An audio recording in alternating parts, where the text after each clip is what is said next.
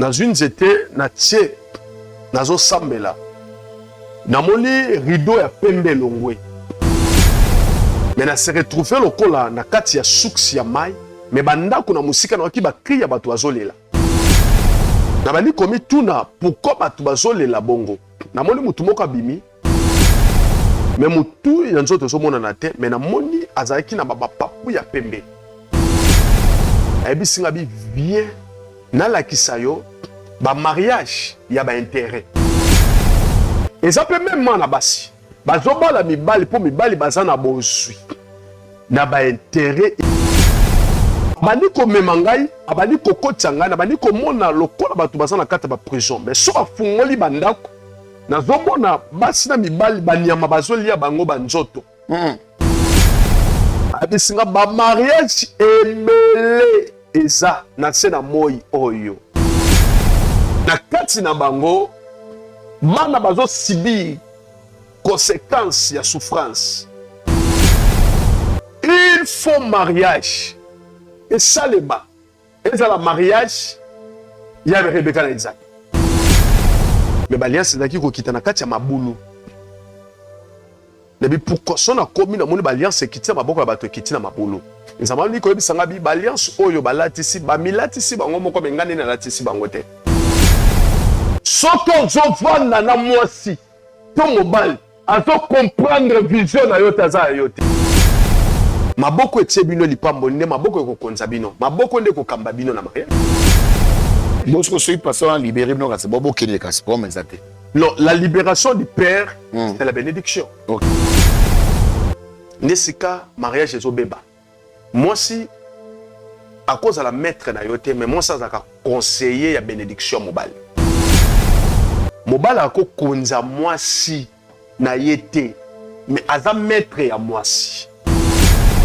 Maître a expliqué. On est en mariage. Na kata mariage moi ça da esclave te.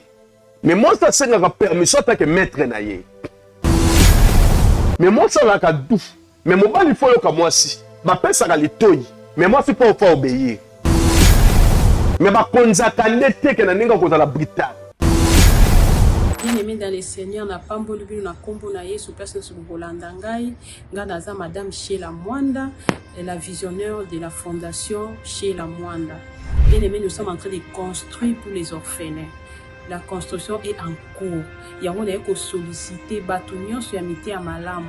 Oyo baluka ka place ko sunga, o baluka place ko pesa mbongo na bango, ta la place ya malamu ya pesa mbongo na eza na orphelinat chez la Mwanda, tozo construire pour na bana na baza na place ya kulala te, ole baza na ba famille, ole baza na balabala, ole baza na l'église, tozo tonga a cadre moko pour na bango, pour bango baza luka bana nyoso ba sepela. Bien aimé dans les Seigneurs, je regardais encore dans la Bible, Nathalie, histoire ya Tabitha. Tabitha, elle faisait les bonnes œuvres. Abandé kotongi la apôtre batinique. Mais un jour, à Koufa, qui c'était vraiment fini pour elle. Mais elle a dit que c'est un bon Ezali mal boula mo abandé pour ça pour apôtre. Bien-aimé, ne te fatigue pas à faire le bien. Alors je suis venue interpeller à toute personne qui a la bonne volonté, qui cherche où aider les enfants, qui cherche où donner son argent dans la place ya malamu ya kuchambongo na yo, totongi la banane sika, nzamba kozanga te kopamba la génération future na yo, parce que tika la nanunga mutute, c'est ce que je voulais interpeller, que le Seigneur nous bénisse, que le Seigneur touche nos cœurs ensemble, et tout tient ma beaucoup de continuer à être bandit et qu'il est rapide, nzamba kozanga te kopamba. Je vous aime bien. Que le Seigneur vous bénisse, que la paix du Seigneur entre dans vos cœurs, dans vos maisons, dans le nom de Jésus. Amen. Mbote balaninyo sobala na rabiso na kati ya chaîne na munene babengango Chimso Télévision, la chaîne qui vous ressemble.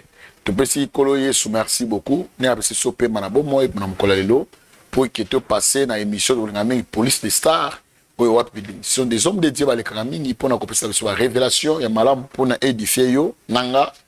Parce que bato balingi parole ne balinga rapena ba émission oyo makasi. Merci na régie finale de Moni Eliash et tu peux dire encore une fois merci na l'homme de Dieu. Tu peux te dire à l'homme de Dieu parce que c'est un homme de Dieu, c'est cette terre. Notre DG na Combo et papa Cheikh Mokadi, est-ce que mal dit Mokadi on a trop zangaté.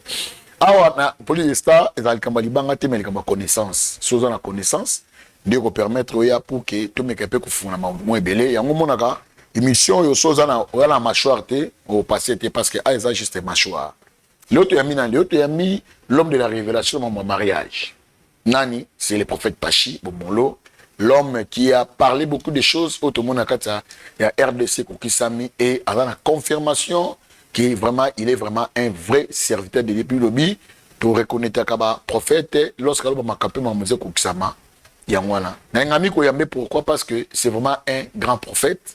C'est un homme de Dieu qui est humble, elle est capable de m'embattre. Si un message, ce message est en tout cas à Yakate. Ce que moi j'aime, c'est ça. La visibilité, la connaissance, il y a malam. On apprécie l'homme de la révélation concernant les mariages.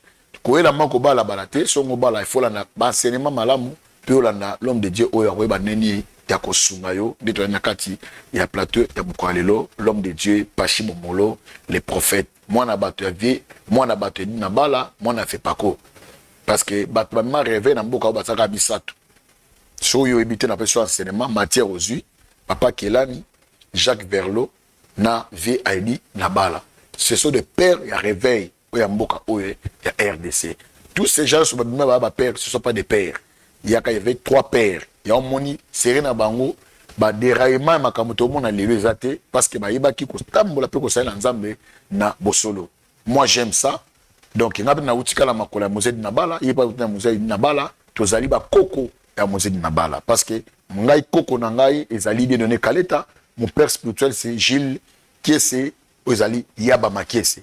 Donc ba utikuna mais père adoptif na ngai auti et pas Timothée Kiese. Comme on a apporté Serge Kepoula, c'est mon père adoptif. En tout cas, Bamba Outi pas vieux Timothée Kesse, Aoutika qu'on n'est pas dit Nabala. Aujourd'hui, on a aligné Nanga. Non, ça dit, nous ne sommes pas des rebelles. On a référence parce que Outi. Mais il y a de gros talents. Au comme avec référence nos années. Toko Tate, merci. Comment tu l'as dit? Zama Pambola yo. Vraiment. Zama Pambola yo. Merci beaucoup. Na tango yo ki otangeli ngai mon père à moi Timothée Kesse. Ouais. Na sentiment ya miso. Vraiment. Naza na souvenir moko pana sambela nzambe na lobela ngo mingi. Père nanga moko papa Timothée Kesse kata mutema. Tokutalanga na ye na lemba pa apôtre ndano immortel. Ah ok, papa immortel. On a immortel à na terminus. Betanga mbata, on a bani malade wa kitana Peugeot na imo bazaki na ngwana bakufa.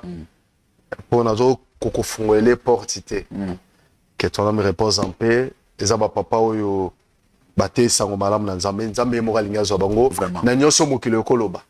C'est pas un problème, ils en ont pas pour la biscuit. Merci beaucoup. Ça dit, nous avons maintenant une grande référence quand on est au fan. Donc, tu as ligné à mon robinson sur mi balai. Yo, tu as ligné na yo. Combien évêque qui est ton père spirituel? Yo, combien évêque avec combien des églises? Évêque papa, il y a titre honorifique. Toi, évêque papa, on est bon. Je crois, il y a déjà une émission, toujours bon sango déjà. Je crois, notre cordon Eliash, à Obandia Sport, tout sur le débat. Sur le débat, tu parlais sur le ministère, tu as tellement rebellé, mais le prophète Pachi Bakoya appelle les amis, est-ce qu'il est un prophète? Est-ce que d'abord, qui est un prophète? Tu as rebellé. Donc, quand la ministère sport, tu as déjà, nakata sur télévision, tu as déjà cher, les alliés, Bible, tu as toutes les sortes de versions sur la Bible. Donc, quand tu viens au précis les commis, il faut te mettre un témoin baya. C'est ce que j'aime. C'est que j'aime. Ce témoin c'est les communautés autant en malamté. Donc, merci l'homme de Dieu. Je crois que tu as mis émission de l'auto concernant les mariages. Nayo lui m'appelle tellement ébélé. En tout cas, ébélé. Il y a des gens, il faut aux zonga. Babi prophète, en tout cas, il faut aux zonga. Il y a un autre bengi ombango pour qui aux zonga. Mais il y a un moto banda, na osenga, na yoka andi to bandaka. Tout d'abord il banda par Dieu. Il y a un moment ata muta kufi mona à Dieu. Pakomaka à Dieu. Donc nous se font nzambe za le centre nango. Pour la caméra na libonde les botokoma. Mon centre na Israël, Zambé na bakoko na biso, Zambé na ba papa na biso, Zambé na edina bala. Zambo yo asimbi Congo, Zambo azolanda biso na bao bazolanda biso. Tika ete lipamboli na yo landa. Peut-être Israël auto bengami na ona révélation to bika loboko na yo.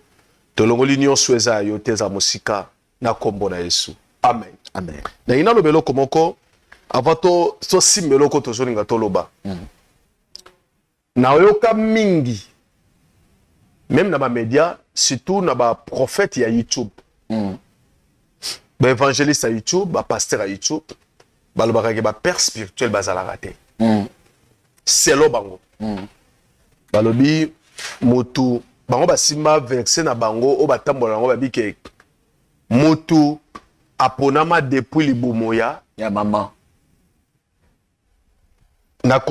na lingaka mingi ko contredire bango te pona mona bazangi boyebi depuis libumu ya mama nde mutu asali nini abengamaka mais il fallait ba témoigner mutu pe ba présenter mutu ok mutu a présentaka mutu nde babengaka le père spirituel automatiquement na bandi ko simba Christ o azali notre sauveur aza prophétie pour la nation mokolo Christ abotami pe koya Christ ava na mission il fallait azwa nini baptême voilà mais mutazo présenter Christ lokola agneau ezaka Jean-Baptiste ok c'est que Jean-Baptiste na révélation mususu azaka le père aza père spirituel à Christ mais il a présenter Christ lokola agneau abi que voici l'agneau de Dieu qui ôte les péchés du monde na bandi ko simba lisusu na bien-aimé Samuel et pas Élie le sacrificateur. Ok. Samuel a offrande ya Anne.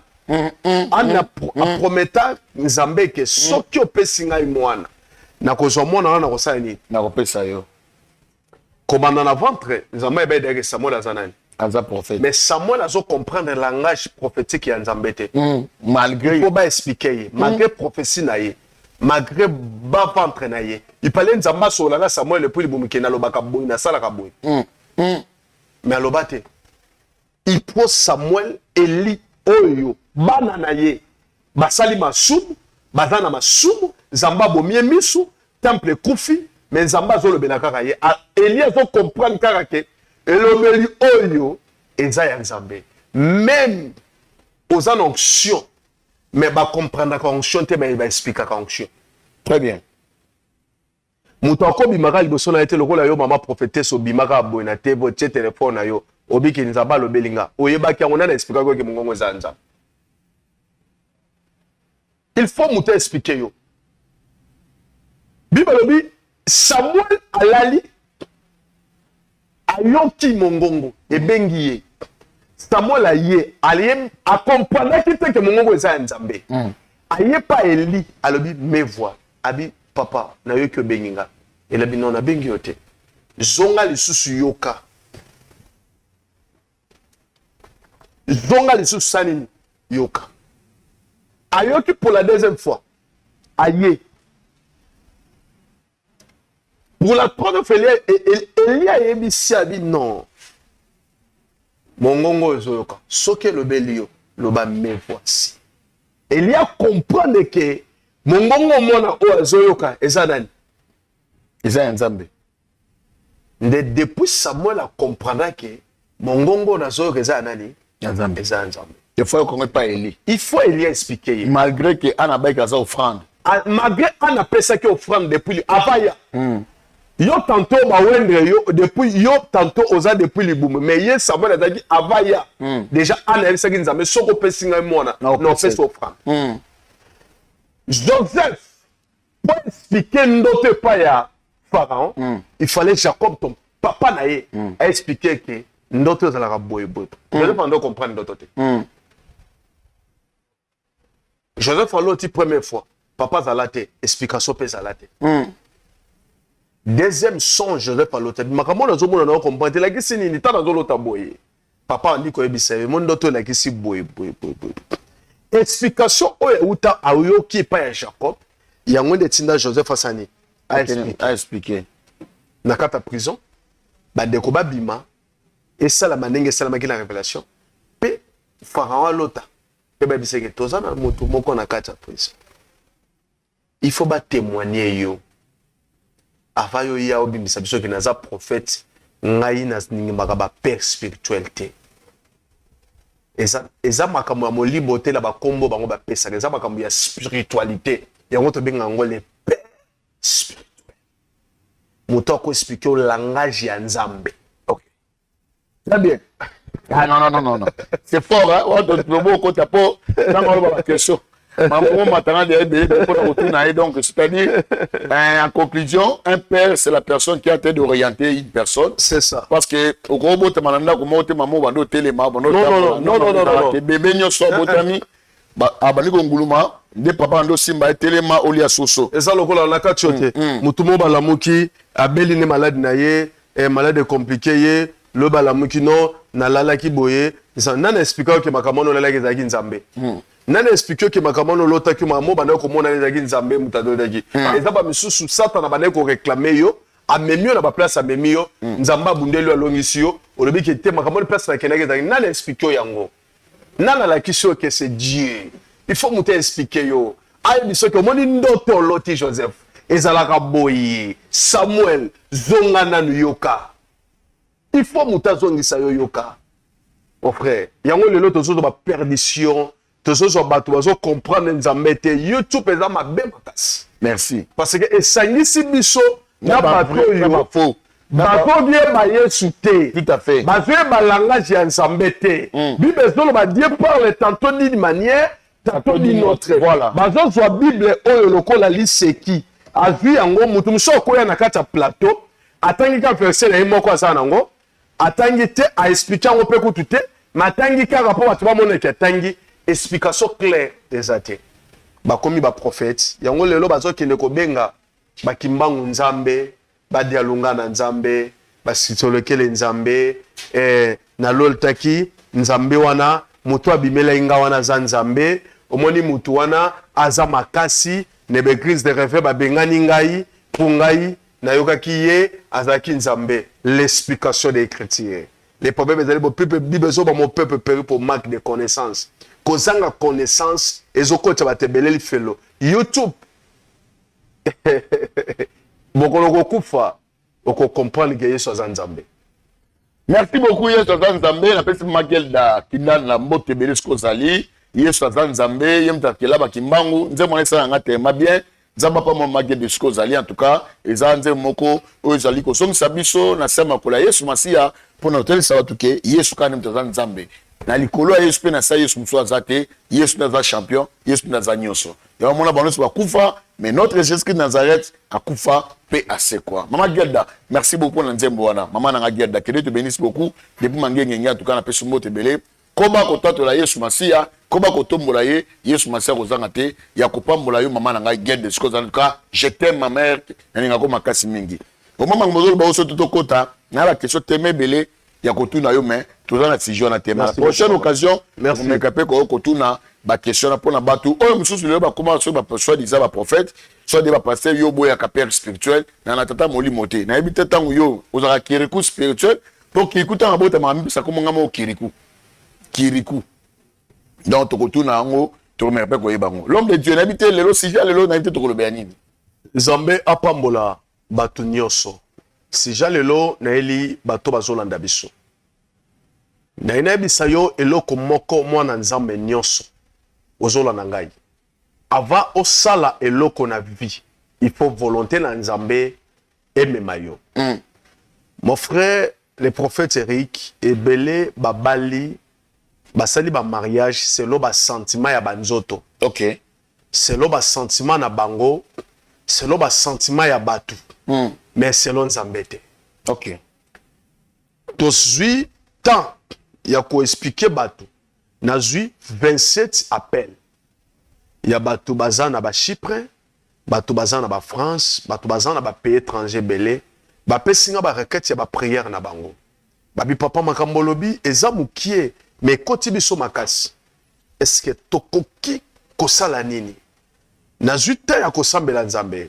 Bolimbisi na bato ba mataka na bangomba ba mangengenge, ezaka malamu pona bango pona kosambela. Nazara na place on a kena koluka nzambe za luzizila. Nazara mingi so na mati place wana na yoka nzambe malamu. Amen. Na bandi komata l'état na mati na komi na maison sika papa idine abana ko sambela mingi. Oui. Na zunzete na tie nazo sambela.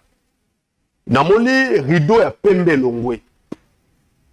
Mais na se retrouver lokola na kati ya suksi ya mai mais bandako na musika na ki ba cri ya bato bazolela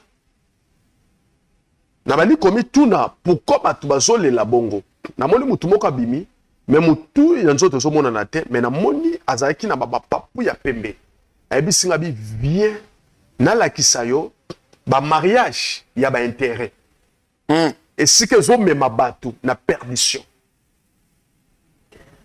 na bandi kotambola ayebi singa bi omoni ba divorce mingi ezo sala malelo eza ba mariage ya ba intérêt mobali azobala mwasi po mwasi aza na bozwi azolingana linga mwasi wa poto mwasi aza na États-Unis na Angleterre na Allemagne eza mutu nyonso tu te na koexplike yango mais belé presque mingi bazosala ba choix parce que basi baza na bozwi ebele na ba intérêt eza pe même na basi bazobala mibali po mibali baza na bozwi na ba intérêt ebele babi ke sona ke kuna na kolizanga lipa na kozanga nini te sona ke kuna na kotamwa na jeep na kosala nini te mais les sources nango eza na volonté ya Nzambe te mais eza na volonté ya bato abandi ko mema ngai abandi ko kotsa ngai abandi ko mona lokola bato baza na kata ba prison mais so afungoli bandako nazomona basi na mibali banyama bazolia bango banzoto abisinga ba mariage ebele eza na se na moi oyo na kati na bango bana bazo subir conséquence ya souffrance pourquoi mariage ya papa na mama eza mariage on Nzamba ebite il faut mariage et ça les bas eza la mariage ya Rebecca na Isaac c'est là non c'est fort hein Babylone na c'est la révélation d'accord c'est la révélation pour nous tourner la question tuna oui na beli ko tuna bi ba mariage o eza nini abi ba mariage o ezomona eza ba mariage ya ba intérêt ba mariage ya ba étranger ba mariage ya bato bali ko expliquer na moli ba nyama bazoli ya bato bazoganga mais ba alliance ezaki na misapi na bango te mais ba alliance ezaki ko kita na kati ya mabulu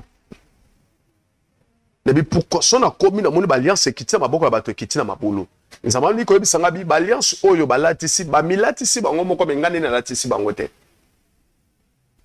na bani ko tuna révélation na bani ko mona ko bani ko pesa nga verset biblique ya Genèse chapitre 24 o Abraham azobisa le serviteur le plus ancien na katanda ku akene ko lukela Isaac mwasi na ngi to tango poto expliquer bato ba comprendre ainsi dit l'Éternel. OK. Merci. Merci beaucoup. Merci. Genèse chapitre 24 parce que révélation tout dans ma question te tout dans ma question sur na bonzoto révélation tout dans ma question te mais pour l'éclaircissement to benga ba témoin na Bible c'est ba sungape biso par rapport ya makam oyoyo tozali koloba na ça bien chaque fois que so ozali na machwa te koya na émission na ngate parce que l'émission n'a pas na machwa faut ba connaissance la Bible pour nous un peu moins très compliqué dans ma question. OK. Genèse chapitre 24 tu vas partir premier verset. Merci beaucoup. Abraham était vieux. Merci. Avancé à un âge. Yes. L'Éternel avait béni Abraham et en toutes choses plutôt. Abraham dit à son serviteur le plus ancien de sa maison, l'intendant de tous ses biens. Mais, je t'en prie, ta main sous ma cuisse, et je te ferai jurer par l'Éternel, le Dieu du ciel et le Dieu de la terre, de ne pas prendre pour mon fils une femme parmi les filles des Cananéens ou au milieu desquels habite, mais d'aller dans mon pays et dans ma patrie, prendre une femme pour mon fils Isaac. Le serviteur lui répondit, peut-être la femme ne voudra-t-il pas me suivre dans ce pays d'ici? Devrais-je mener ton fils dans le pays où tu es sorti? Abraham lui dit, garde-toi d'y m'amener mon fils. L'Éternel, le Dieu du ciel, qui m'avait fait sortir de la maison de mon père et de ma patrie, qui m'a parlé et qui m'a juré en disant, je te donnerai son pays à ta postérité, lui-même enverra son ange devant toi, et c'est de là que, Alléluia. de là que tu prendras une femme pour mon fils. Merci. Osukiwana. L'État abani kopesa nga verset biblique oyo. Lumière ebimi, Genèse chapitre 24 ebimi. L'ange abani ko expliquer. Tout le monde, moto andimeli Yesu lokola kolo pe mobiksi po prophète. Aza capable de kukutana mobala vina ye. Akukutana mosa vina ye. Ange de l'Éternel. Akotambola na yo. Si okokutana na moto akokomprendre yo. Soki ozovanda na mwasi to mobali azo comprendre vision na yo taza yo te. L'ange de l'Éternel va dire qu'on explique nga.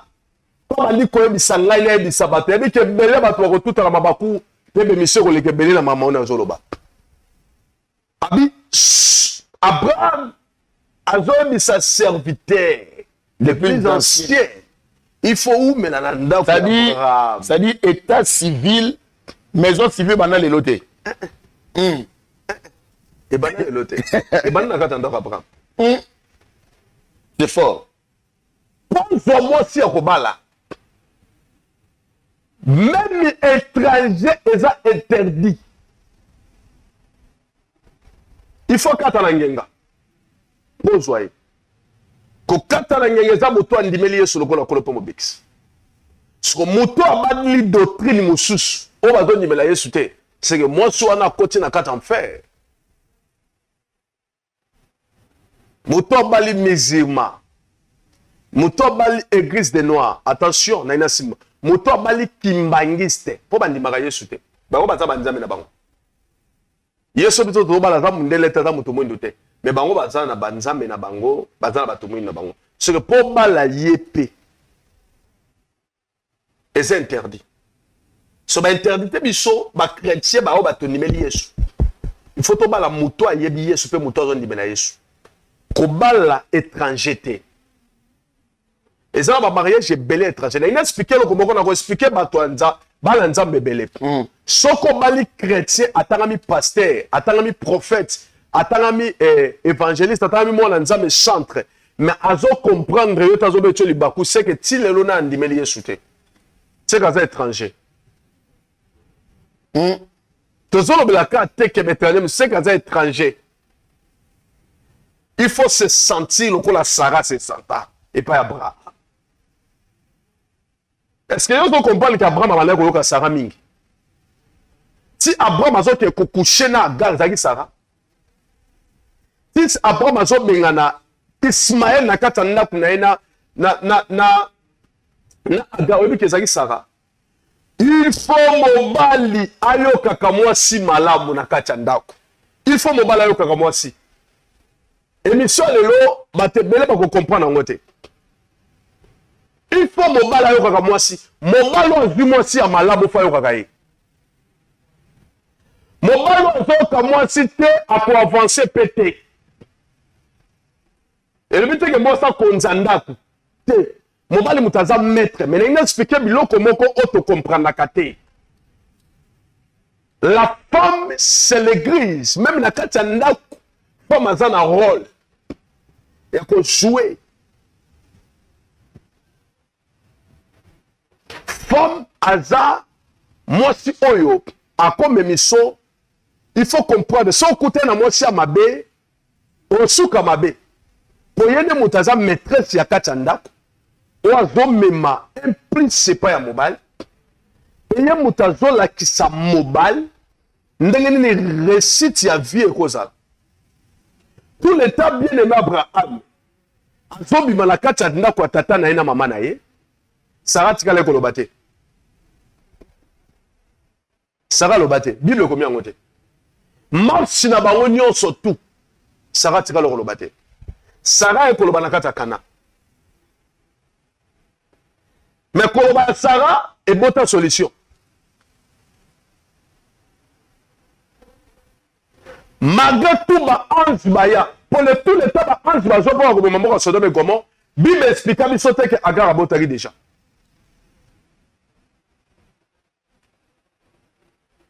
C'est que Ismaël na Agar ezaki distance ya mingi te mais Zambé boka permettre que Abraham abota na Agar à travers Sarah.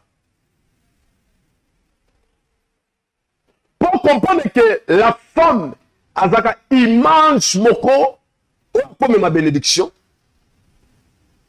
Isaac azokufa miso mais Nzambe azosora na Rebeka. C'est que Nzambe pas kokanga mobali miso masoli na mwasi. Dans la question na fani nye Merci prophète. na landio na bokebi nyonso. Alléluia. Na mega pe ko tout na moi quelques questions na mambozo loba. En tout cas c'est très fort. Je crois que le mariage est belé, baba na par rapport à sentiment. Baba ni par rapport à concurrence à Moutazali, na bali par rapport que mobali ana mbongo belé. Bali par rapport que on peut baba la nga pena ki okuté mariage na bala.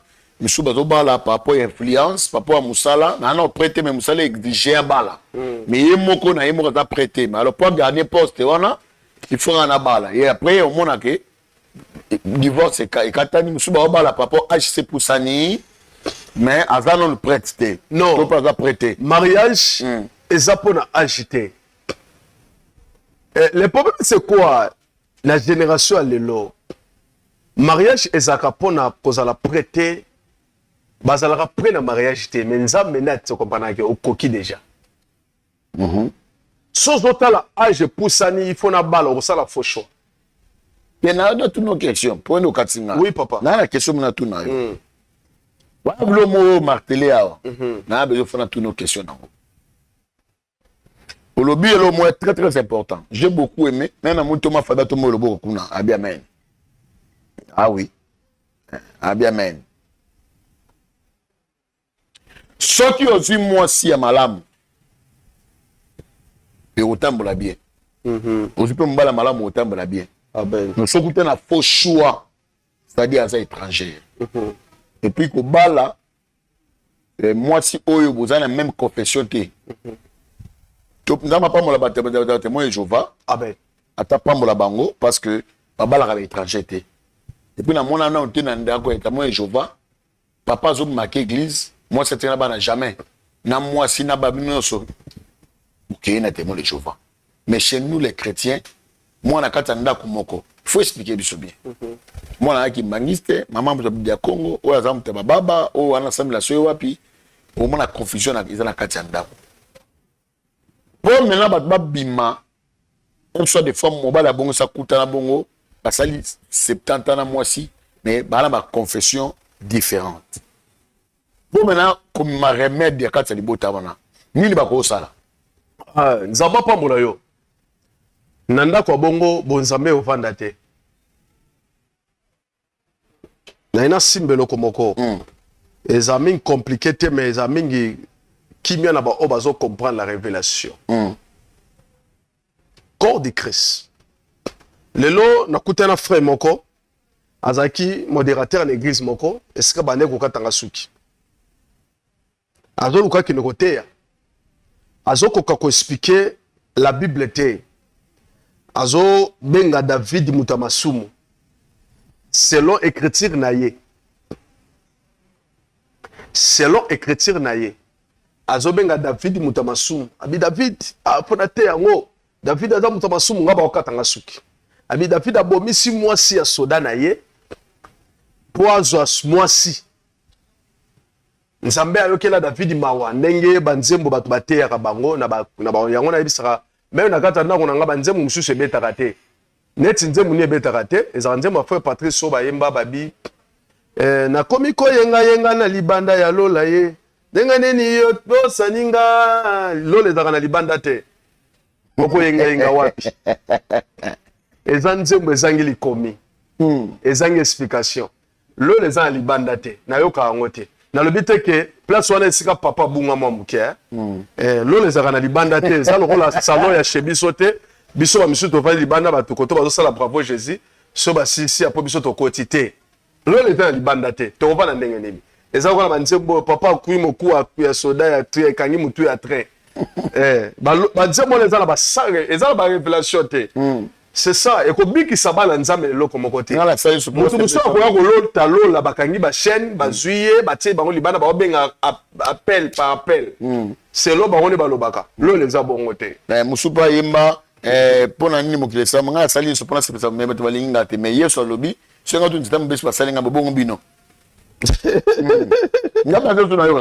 c'est ça et ça va biloko mususu yango ta on a yoki biloko wana na comprendre que frère ngate ya nzembo mais ngate ya la bible te na yebisa la bi église ezaka mwasi mobala kufa akapo na mwasi en révélation soda wana azaka image ya Christ avant la livrer pour la femme église pour ebika il faut soda na kufa soki église mobala kufite église ebika te siko biso ba otoza église lokola mobala libala ndima kotika la bolumbu ava la livrer première personne pour kufa po biso lelo tobika tokoki kondima te ke église ezala suye na ba faux doctrine lelo na ba faux prophètes ba prophète bazoninga bateka yesu po bazwa mbongo baboya yesu lelo bandima kimbango bandima dialungana bandima kisolekele bandima mpemfe soki banani me bateka yesu babenga yesu mundele babenga yesu mundele bakoma kolotaka bakoma komonaka lokola biso église oto koti na mutu oki kobika libanda ya église te mon frère yango zo remarquer Jacob pour ndoto l'escalier il fallait la kaka na libanga aux églises pour remarquer Pierre Christ a dit que à toi je bâtirai mon église. Merci. Nangina ba ko simba siko eloko moko. Li famille a bongo. Nangina ba siko eloko moko. Famille ba koki ko sambela te ke mobali na mwasi na ba église différent. Ezanda ko endimeli Yesu te. Soki osalaki mariage na yo na église a mobali c'est que comprendre que vie na yo mobimba mwasi église ngo ndimela nde Yesu vie na yo mobimba mwasi na bana na yo tu bokomi bandima église wa soki pe mobali olandaki mwasi bosalaki mariage na yo na église ya mwasi c'est que yo loba mobali dans la pasteur andi baba sala mariage libanda soki bandi bongo obe na papa na ye be papa ya mwasi na sima wana yende mobali na mwasi ba sambe l'église sika mobali azali bo soki si frère dans l'église musaka obala sœur mundi mususu siko osande soki sika mariage salemi nde sika frère comme osambela oh eza te que non to yeko zoyo et sala ya mabe en réalité sika ba pambole bino sika ba opanda donc frère ko mutwana ne mutayo kinzabe papa mola bino ah oui mais ndeza kana ba baraka non et le kola sœur wana sambela kuna ngana sambela awa me balingana ki bon mariage ça makuna ngana serviteur awa des fois moi c'est pas ko servir et simbate mais ça là soit moi si que son sami bongo mingi ba ko na père de show maboko etie bino lipambo nde maboko ko konza bino maboko nde ko kamba bino na mariage bon ce que celui passant libéré bino kasi bobo kene kasi pour menzate non la libération du père c'est la bénédiction OK. So papa ndimi a libéré bino na bénédiction, c'est normal. OK. Encore libéré bino boko kende. Mais le but est que moi ça dans l'église moussous, mobile dans l'église moussous. Non. Dimanche balati papa du transport à quelle église moussous, maman à quelle église moussous. Maté est différent. Bon moi ça bi que non moi l'église monsieur zaté malgré que non moi si aza maître ya mobilité. Mais zali pe bon la nanga na bisa. Ngala ila nebi ndeko moko ya mobali. Ce qui a appelé moi si na mbongo ya kiel non la nanga l'église abi que non yo ne ki osala nzambe ngala fa na la tana na bongo sandako non na ko bala mo so avana na ndaku te non il faut moi ça ela nzambe moi si fa yoka zana bisolo ko mako lelo na kata ba mariage toza ba biloko mi balé to mona mobala zana mbongo makasa ninga konza moi ça comme ça moi si esclave nesika mariage ezo beba moi si à cause de la maître na yote mais moi ça zaka conseiller ya bénédiction mobile mobile ako konza moi si na yete mais aza maître ya moi si maître a expliquaka maître c'est un guide quoi guide voilà alors azo la kisanzela mais bala kisanzela na brutalité te comment ma kofi muibotu pupu moi ça comment mobile ça capable de finga moi si na miso bato oui ça c'est fait ça non mais le to so monango na kata mariage mobile ça capable ya ko finga moi si on les a mariage te na kata mariage moi ça da esclave te mais moi ça senga permission ta que maître na ye azo pas maître na komi kitisa moi ça ko nganza pété moi ça ko mata pété mais moi ça la ka dou mais mobile il faut yo ka moi si ba pesa ka litoyi mais moi c'est pas obéir mais ba konza kanete ke na ninga ko la brutal mais les notes so mona kata ba mariage mobile lokola bala moi ça pesa mbongo amoni ke yenda za capable ya ko konza moi sinon mais le peu de so mona ba se bele ba so ko ba poli na kata ndako na ndi solo komoko eza ba réclamation mususu ba confusion na zo on appelle moko ya papa moko là ça za nzamba pambola mona tanga komo ezate a expliquer na bi moi si nanga za ki toujours na obéissance to na bala qui était mais depuis comme na kata ndako moi ça comme na ba réponse moko incroyable na tune nini ya mabe osala ki abi non papa ezaka ndenge moi ça sala mabe na zo gangela ye na zo loba mais moi ça comme impoli et là comme ça ça ka manque ya prière na kata ndako ezala ba réclamation mususu et la narabasi tina kata ndako et l'andie kangiye moi ça comme en voutement moko ya famille la tie moi ça comme impoli moi ça comme ko kata mangala ezala ba esprit mususu moi ça cause à normal soit ta mobilité ah pour ça nzamba pesa nga mobile mais son nzamba pesa mobile ba ndika ko préparer mariage qui est politesse brutalité ba biloko moko ba ndiko lata moi si pour mobile kimio so déjà kimio 3 fois 4 fois faut lukanzamba na biloko wana so déjà au moti déjà na mibali 4 na banobe 6 ou bien mibali misato mon frère ma sœur Lukanzambe. Lukanzambe. C'est que ça ne loko moko ya molile za na kati na yo. Ada obe Eve babota na basi misato te mibale te. Abraham ezaki orientation ya Sarah. Tant Sarah confine Abraham a kesu ko bala. Quand tu vois ça confine lo aka obe mobali o confine obe mibale. Vous faut mo lukape su nzambe. Ezala bakamususu elanda kabiso nena lobelo komona ina acclamer na tanga verset mais na acclamer bato ba tango na ndako ndeko chapitre 4 nena simelo komoko wana toki kwa acclamer moi tu wana mobile na taki mosena nzambe non magi onction ya mobile mais loi ya mboke kangai ka mobile akufi bala bani ko subir nini ba conséquence ezala ba famille mususu lelo bala bazo subir ba mariage ya mabe et bandi depuis mutu na bango. Avant quand tu as une famille moko songolo, il faut y baper. Logique il y a famille. Il y a Abraham a dit ça serviteur les plus amis. Quand je la moi dans la naïté moi si étranger et mon mari est étranger moi si étranger ou bien moi comme sous bien la philo ça parce que comprendre que dans mboka bapaya. Je l'ai na moko ngana zali. C'est que pour la même étranger rwandais Camerounais, nazo banana ba étranger muso avant la révélation. Allemand, français, nan. Il faut y Yesu. Soit il bien sur tes maman okeli felo. Oui. Mais c'est là que ça Israël. Ma quand ça le fond doctrine na katia ya mboka parce que Jézabel est étranger. Jézabel est étranger. Balande qui nini bozui. Et ça ba mariage ya ba intérêt mon frère. Oui.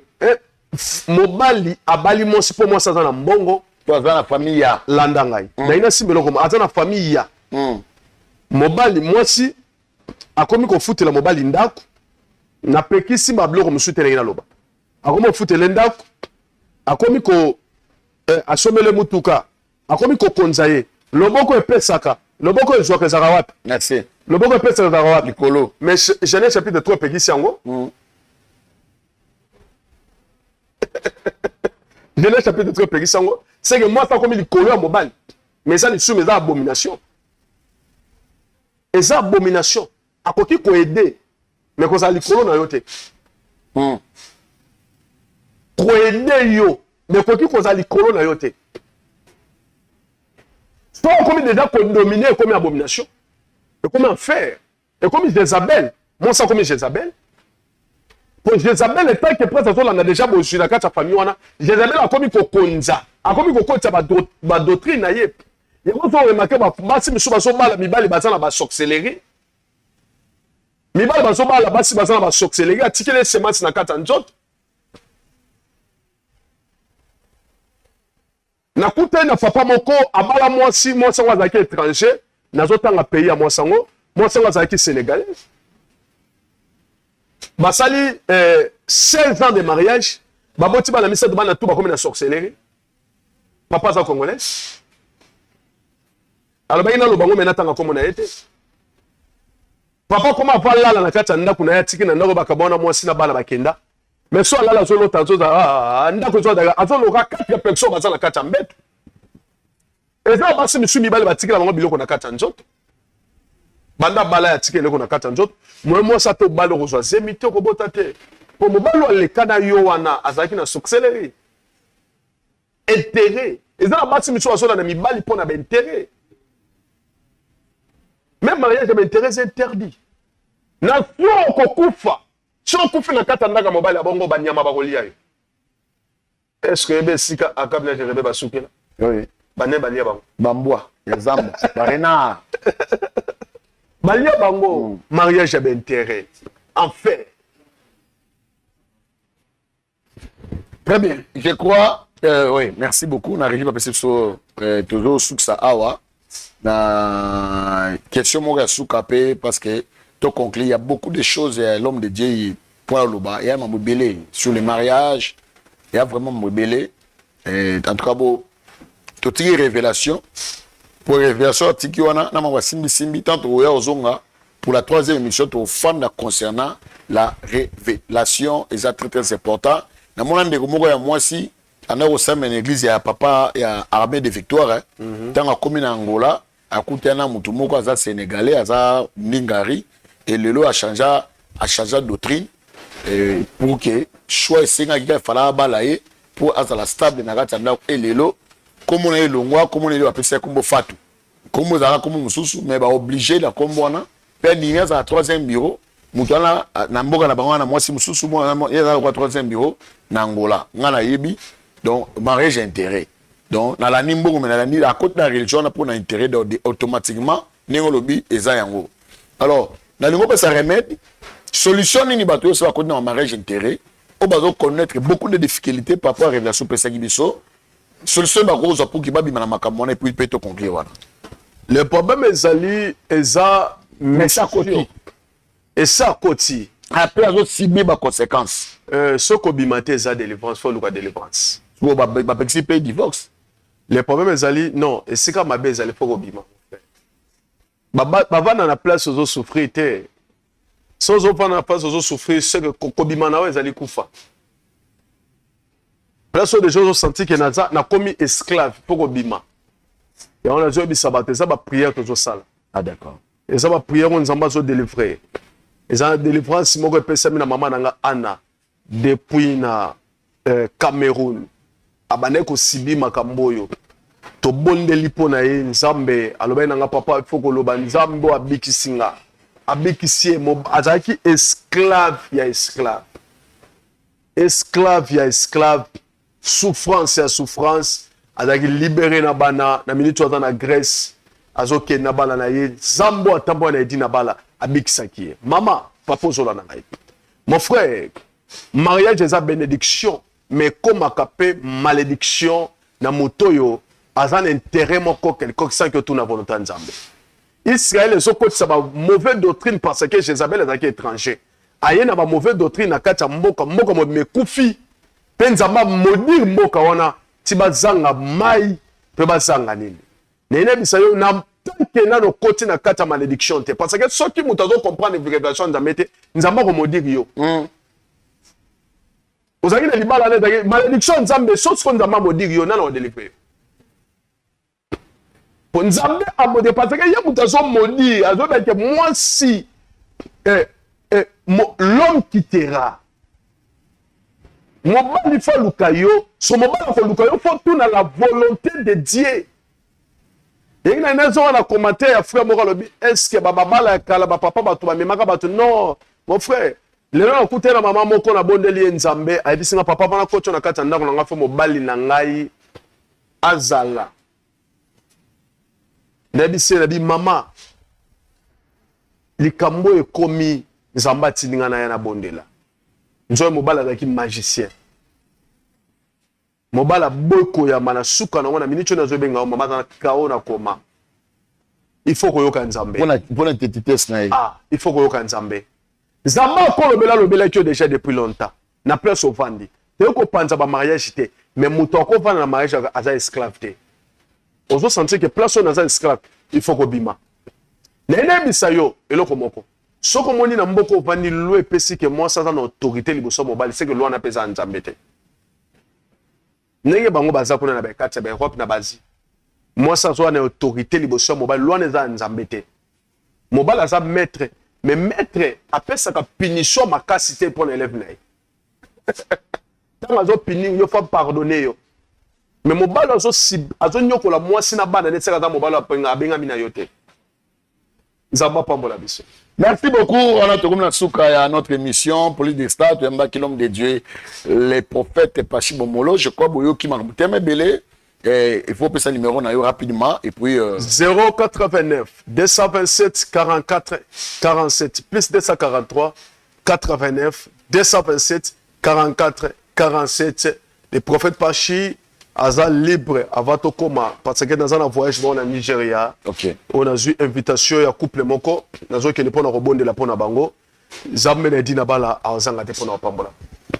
Merci en tout cas tout na suka notre émission to bo sepe na émission o bobe na prophète Pachi ba to ba connaître makambo to lo ba awa o kota libala mo intérêt o ko bimate ba boy moi ça EDT ba boy moi ça EDT il y a un bilobi il y a les hauts et les bas. Babi, moi si azali aide semblable, c'est-à-dire l'aide, c'est la personne qui est en train d'aider. Mon bala cause est le côté qu'on peut aider, qu'on peut soigner, mais cause la autorité si mon balité parce que c'est moi 10 francs, moi 20 francs, il ne comme quoi non. Toi reste femme, mon bala t'capé mon bali. Et puis mon bali, seul moi ça doit aider cause à goïgoïté.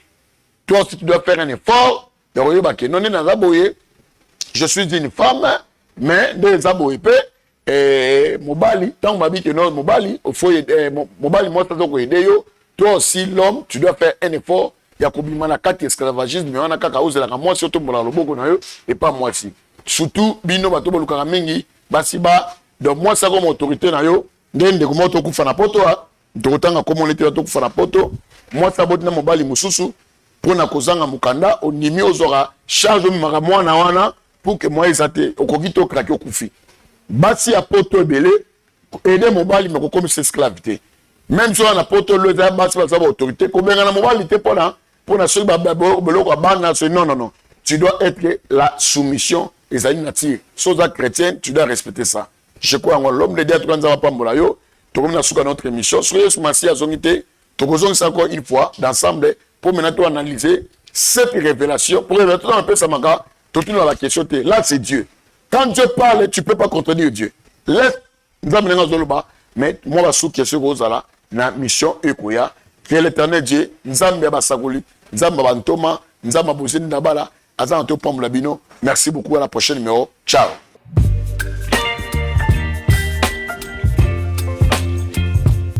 Sala, juste, Yabolingo, pour Naba Orphelin. Na Orange Monnaie, plus 243 84 701 00 82. Orphelinat, les âmes que pleurent, avenir, Yaba Orphelin. Shalom, shalom peuple de Dieu, ba mouré ya bravo Jésus, nzambalola apambola bino yo mutozwi libako ya kolanda biso to kolandanga na moma oyo. Nayebi ete bolingaka émission mingi bravo Jésus. C'est pour cela que je lancer mbela oyo epa ya moto malamu o nyonso azali na bosenga ya ko soutenir musala ya Nzambe pour ekende de l'avant parce que nde balobaka que l'évangile est gratuit mais l'évangélisation esengaka ba moyen à travers ba moyen wana nde toye epai na bino ko senga ete par rapport ya likama o ekomelaki biso na mboka Lubumbashi to perdaki ba instrument ya musala ou ezali ba caméra ba micro nde par là to lancer mbela oyo oyebi ete ozana eloko ekoki kosunga biso na musala oyo lumière micro ba caméra soki bokoki ko constater omona ke tozo sala musala totikali kana 2 caméra ya pamba mususu eza ya kolue nde par là tozana bosenge ke tozongele su tozana ba matériel na biso oyo parce que eza musala ya Nzambe nde yo mutu opambwami na kati ya nzela ya Bravo Jésus kozanga te obwaka libanga na kati ya musala oyo lumière na yo micro caméra okozala le bienvenu na kati ya musala oyo nayebi ke Nzambe alola akozanga te kopambola o pona geste oyo kosala. Merci beaucoup.